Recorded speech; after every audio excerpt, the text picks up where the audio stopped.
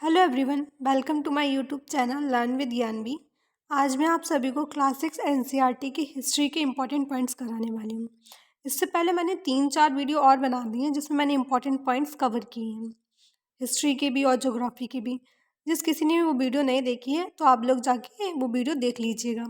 और ये जो वीडियो है ना, आप लोगों को सीटेट के एग्ज़ाम में बहुत ही ज़्यादा हेल्पफुल रहेगी, क्योंकि सीटेट के पेपर 2 में डायरेक्ट एनसीईआरटी से ही क्वेश्चन पूछे जाते हैं। और इसके अलावा ये वीडियो आप लोगों को DSSP या फिर यूपी टेट या फिर कोई भी एग्ज़ाम होता है ना, उसमें बहुत ही ज़्यादा हेल्पफुल रहेगी। ठीक है, क्योंकि एनसीईआरटी जो होती है ना, हम लोग का बेसिक क्लियर करती है। ठीक है, तो चलिए हम लोग स्टार्ट करते हैं। जैसे कि यहाँ पे सबसे पहला पॉइंट लिखा हुआ है, मौर्य काल में उत्तर पश्चिम से कंबल। तो मैंने यहाँ पे क्या किया है, बहुत ही शॉर्ट में जो पॉइंट्स हैं ना इंपॉर्टेंट, उनको लिखा है। जैसे कि एनसीईआरटी में बताया गया था, मौर्य काल के बारे में बताया जा रहा था। ठीक है, तो उसमें लिखा हुआ है कि जब मौर्य काल में जब शासन कर रहे थे अशोक या चंद्रगुप्त, तो उन लोगों को क्या था ना, उत्तर पश्चिम जो था ना, जैसे कि ये हो गया हम लोग का भारत। ठीक है ना, तो उत्तर पश्चिम क्या, ये इधर साइड में ये जो अफगानिस्तान वाला एरिया हो गया, पाकिस्तान वाला, तो यहाँ से इन लोगों के लिए क्या आता था, कंबल आते थे। ठीक है, तो इस तरीके से क्वेश्चन पूछा जा सकता है कि मौर्य काल में उत्तर पश्चिम से क्या है आता था, तो आप लोग आंसर दे देंगे उत्तर पश्चिम से कंबल आता था। ठीक है, नेक्स्ट देखते हैं। नेक्स्ट पॉइंट में लिखा है, दक्षिण भारत से सोने और कीमती पत्थरों के लिए प्रसिद्ध था। अब जैसे कि ये यहाँ पे ये मान लीजिए हम लोग का भारत है, तो मौर्य काल में यहाँ इस एरिया में ना मौर्य वालों लोगों का शासन था ना। तो जैसे कि यहाँ उत्तर पश्चिम से तो कंबल आ रहा है, और यहाँ दक्षिण से क्या आ रहा है, सोने आ रहे हैं और कीमती पत्थर आ रहा है। ठीक है, इस तरीके से आप लोग ये पॉइंट क्लियर हो गया होगा। और ये नेक्स्ट पॉइंट है नजराना, जिसको क्या कहते थे, अनियमित कर। ठीक है, यानी कि एक टाइप का टैक्स था जिसको क्या बोलते थे हम लोग, नजराना बोलते थे। ठीक है, क्या मौर्य काल में ये टैक्स लगता था। ठीक है, नेक्स्ट देखते हैं। नेक्स्ट पॉइंट लिखा है, अशोक के ज़्यादातर अभिलेख प्राकृत भाषा और ब्राह्मणी लिपि में लिखे हैं। जैसे कि आप लोग जानते हैं, अशोक ने बहुत सारे अभिलेख वगैरह लिखवाए हैं या फिर स्तंभ वगैरह लिखवाए हैं, तो उसकी उनकी भाषा कैसी थी, प्राकृत भाषा थी। और जो उनका लिपि थी वो कैसी थी, ब्राह्मी लिपि थी। ठीक है, नेक्स्ट है, राजा बनने के 8 वर्ष बाद कलिंग युद्ध।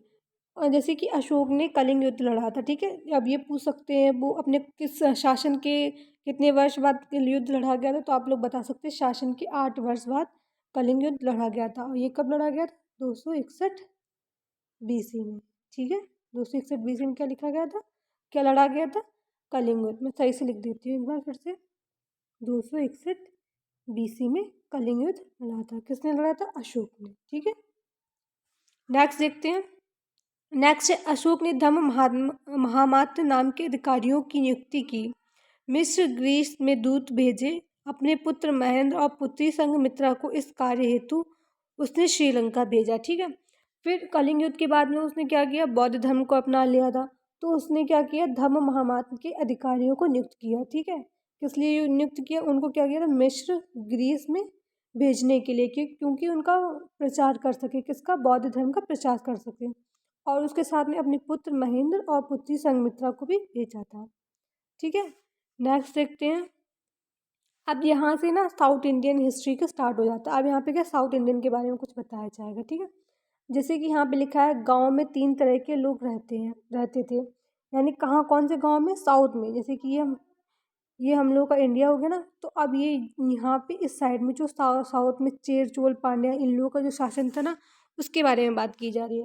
तो इधर साइड जितने भी गांव वगैरह थे, उसमें क्या 3 तरह के लोग रहते थे। ठीक है, तमिल क्षेत्र में बड़े भूस्वामियों को बिल्ला, साधारण हलवाओं को उर्बार, यहाँ पे ये गलती हो गई है, उर्बार होगा। ठीक है, मैं सही से लिख देती हूँ, उर्बार। मैं जब आप लोगों को PDF दूंगी तो इसको सही से कर दूंगी। ठीक है, उर्बार और भूमिहीन मजदूर दास कैरिसियार और अधिमलाई कहलाते थे। ठीक है, एक बार मैं फिर से क्लियर कर देती हूँ। गांव में 3 तरीके के लोग थे। ठीक है, वो 3 कौन कौन से थे, सबसे पहले थे बड़े भूस्वामी, यानी जिनके पास में बहुत सारी ज़मीन थी, उनको क्या कहते थे, बेलला। ठीक है, साधारण हलवाओं, जिनके पास केवल हल वगैरह होते थे, उनको क्या बोलते थे, उड़वार। इसको मैं फिर से लिख देती हूँ, उड़वार। ठीक है, ये बोला जाता था। और भूमिहीन मजदूर, यानी कि जिनके पास कोई भी भूमि नहीं थी, उनको क्या बोलते थे, दास कैडिसियार। यहाँ पे डंडा और लगेगा, दास कैडिसियार बोलते थे या फिर अधिमई बोलते थे। ठीक है, और नेक्स्ट है, उत्तरी हिस्से में गाँव का प्रधान व्यक्ति ग्राम भोजक कहलाता था। अब जैसे कि ये जैसे कि मैंने ये हम लोग का भारत हो गया, तो ये तो अभी मैं साउथ की बात कर रही थी, ये तीनों पॉइंट्स मैंने किसके बताए, साउथ के बारे में बताया। अब ये उत्तरी हिस्से में यानी कि इधर साइड ये जो उत्तरी हिस्सा था ना भारत का, उसमें वहाँ पे गाँव के प्रधान व्यक्तियों को क्या बोला था, ग्राम भोजक बोला जाता था। ठीक है, नेक्स्ट देखते हैं। यह पद अनुवांशिक था, यानी कि जो ग्राम भोजक का जो पद था ना वो अनुवांशिक था। ठीक है, जैसे कि मान लीजिए कोई कोई एक व्यक्ति बनता है ग्राम भोजक, तो उसका उसके बाद में उसका बेटा बन जाएगा ग्राम।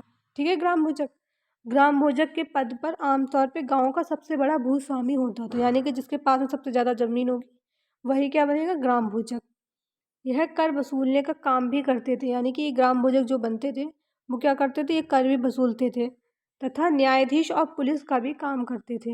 यानी कि न्यायाधीश भी होते थे और पुलिस भी का काम करते थे और क्या कर भी वसूलते थे। ठीक है, नेक्स्ट है ग्राम भोजक के अलावा स्वतंत्र कृषक भी होते थे। अब जैसे कि गांव में सब लोग हर तरीके के लोग रहेंगे तो स्वतंत्र कृषक भी होते थे जिन्हें गृहपति कहते थे। ठीक है, उनको क्या कहा जाता था, गृहपति।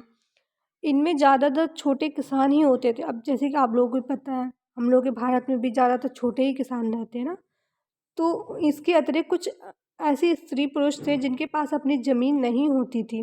इन्हें वे दास कर्मकार आते थे।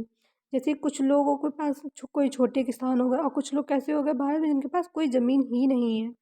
ठीक है, उनको क्या बोलते थे, दास कर्मकार। ठीक है, जो दूसरों की भूमि पे काम करते थे, यानी कि बस जिनके पास कोई भूमि नहीं है वो क्या करेंगे, दूसरों की ज़मीन पे ही काम करेंगे ना, उनको क्या बोलते थे, दास कर्मकार। ठीक है, एक बार आप लोग भी अच्छे से रीड कर लेना तो आप लोग बहुत अच्छी तरीके से समझ में आ जाएगा। तो इस तरीके से हम लोग की आज की वीडियो यहीं पे ख़त्म हुई। अगर आप लोग ये वीडियो अच्छा लगता है तो प्लीज़ लाइक कीजिएगा और चैनल को सब्सक्राइब भी कीजिएगा। और हाँ, अगर आप लोग इसकी पीडीएफ चाहिए तो आप लोग मुझे मैसेज कर दीजिएगा, मैं आप लोगों की पीडीएफ शेयर कर दूँगी। ठीक है, थैंक यू।